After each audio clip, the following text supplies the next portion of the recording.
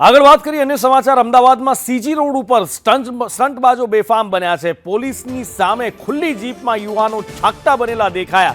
એક સાથે 8 જીપમાં સ્ટંટ કરતા આ યુવાનો જોવામાં આવ્યા। ખુલ્લી જીપમાં સ્ટંટબાજો સ્ટંટ કરી રહ્યા હતા। પોલીસ ત્યાં ઊભી તમાશો જોઈ રહી હતી, રીલ્સ બની રહી હતી અને ટ્રાફિક ડિસ્ટર્બ થઈ રહ્યો હતો, પણ તેમ છતાં પણ પોલીસ મૂક પ્રેક્ષક બની અને અમદાવાદમાં તમાશો જોઈ રહી હતી। ધોળા દિવસે 8 લોકો ત્યાંથી જાય છે, પણ કોઈ રોકવા ટોકવા વાળું નથી।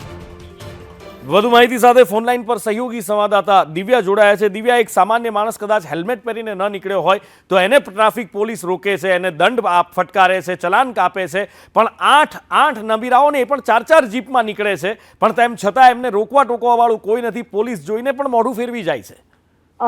નુપુર, આ દ્રશ્ય જોતા તો સીજી રોડ પરના દ્રશ્ય છે અને સોશિયલ મીડિયામાં એક વિડીયો વાયરલ થયો હતો। તેના આધારે દ્રશ્ય જોતા તો એવું કહી શકાય કે પોલીસ જ્યાં તમે હેલ્મેટ નથી પહેર્યું, જ્યાં તમે સિગ્નલ તોડો છો, ત્યાં છાપરે ચડે તે ચોર, તે પ્રકારની સ્થિતિ છે। અને હવે તો આ પ્રકારના બેદરકારીના નબીરાઓના દ્રશ્ય પણ સામે આવી રહ્યા છે। તેમ છતાં પણ કાર્યવાહીને લઈને એક મોટો પ્રશ્ન ઊભો થઈ રહ્યો છે કે આ જ પ્રકારે સોશિયલ મીડિયામાં રીલ્સ વાયરલ કરવાના ચક્કરમાં કેટલાક યુવાનિયાઓ પોતાના જીવને જોખમમાં મૂકતા હોય છે અને આ જ પ્રકારે ધોળા દિવસે બેદરકારીના આ દ્રશ્ય જે સામે આવ્યા છે, અનેક લોકો આ દ્રશ્ય જોઈ પણ રહ્યા છે। જ્યારે પોલીસે આ મુદ્દે કાર્યવાહી કેમ ન કરી તેને લઈને પણ સવાલ ઊભો થઈ રહ્યો છે, કારણ કે જો ટ્રાફિક નિયમનું પાલન કરવામાં નથી આવતું ત્યારે તેમને નિયમો સમજાવવામાં આવે છે, ત્યારે તેમને દંડાત્મક કાર્યવાહી કરવામાં આવે છે। ત્યારે સોશિયલ મીડિયામાં વાયરલ થવા માટે અને કેટલીક વખત રીલ્સોના ચક્કરમાં લાઇક્સ વધારે આવે તેના ચક્કરમાં પણ યુવાનિયાઓ આ પ્રકારે રીલ્સ જીવના જોખમે બનાવતા હોય છે। ત્યારે આ પ્રકારે એક નહીં પરંતુ 4 ગાડીઓમાં આ પ્રકારે સવાર થઈને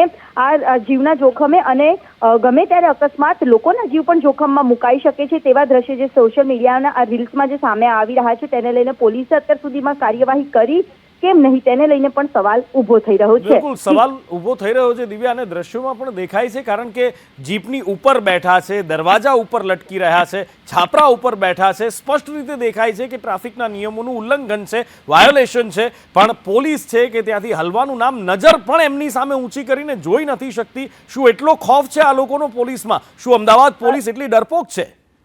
અમદાવાદ પોલીસની કાર્યવાહી અને કામગીરીની જે પ્રશંસાની વાતો આવતી હોય છે ત્યારે પ્રશંસાની પણ વાતો ઠીક છે, પરંતુ આ ગણતરીની મિનિટોમાં જે આરોપીઓને ધરપકડ કરવાની વાત જ્યારે હોય, જ્યારે ચાણક્યપુરીની પણ ઘટનાનું એક ઉદાહરણ જોઈએ કે ગણતરીના કલાકોમાં આ પ્રકારે આ અસામાજિક તત્વોની જે ધરપકડ કરી લીધી હતી, પરંતુ આજે સોશિયલ મીડિયામાં જે વિડીયો વાયરલ થઈ રહ્યો છે ધોળા દિવસનો છે, દરવાજા પર પણ નબીરાઓ લટકી રહ્યા છે અને જીવના જોખમે પોતાના જીવને તો જોખમમાં મૂકે છે, પરંતુ અકસ્માતના કારણે અન્ય નિર્દોષોના પણ જીવ જોખમમાં મૂકે છે। જ્યાં સીસીટીવીની પણ વાત કરવામાં આવે છે કે તમામ જગ્યા ઉપર સિગ્નલો ઉપર સીસીટીવી લગાવવામાં આવ્યા છે, ત્યારે આ સીસીટીવીના આધારે પણ શું તપાસ કરવી એક મોટો સવાલ થઈ રહ્યો છે, પરંતુ શા માટે પોલીસ પણ આવા લોકોને છાવરી રહી છે તેને લઈને પોલીસની કાર્યવાહી પર પણ સવાલ અનેક ઉઠી રહ્યા છે। જી દિવ્ય, માહિતી બદલ આભાર।